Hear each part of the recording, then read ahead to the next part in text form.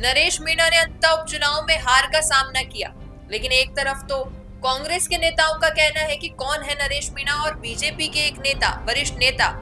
उनका कहना है कि भाई मैं तो उसको विजेता मानता हूं, क्योंकि 2 बार चुनाव हार कर जब तीसरी बार चुनाव लड़े तो बीजेपी का टक्कर का एक रिकॉर्ड मेंटेन किया है, तो ये हार नहीं है।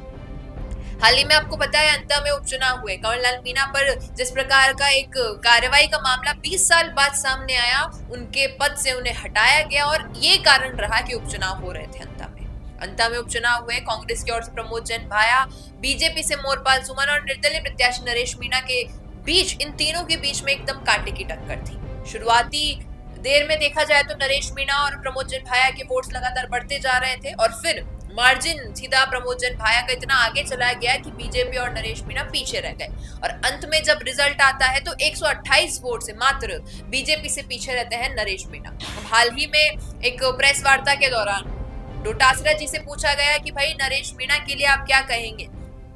उन्होंने कहा इन सब बातों के लिए मेरे पास टाइम नहीं है।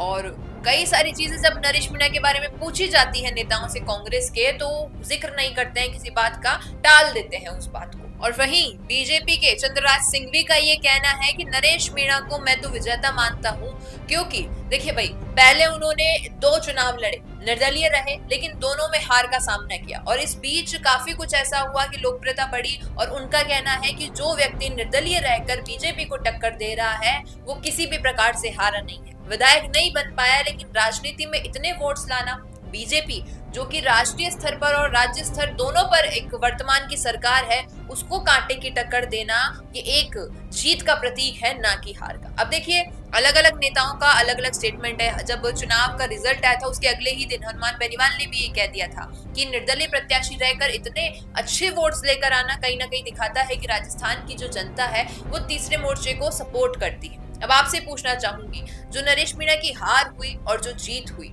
चंद्रराज सिंघवी के रूप में और डोटासरा जी के रूप में, किस स्तर तक आपको सही लगती है और गलत लगती है, कमेंट में बताइएगा।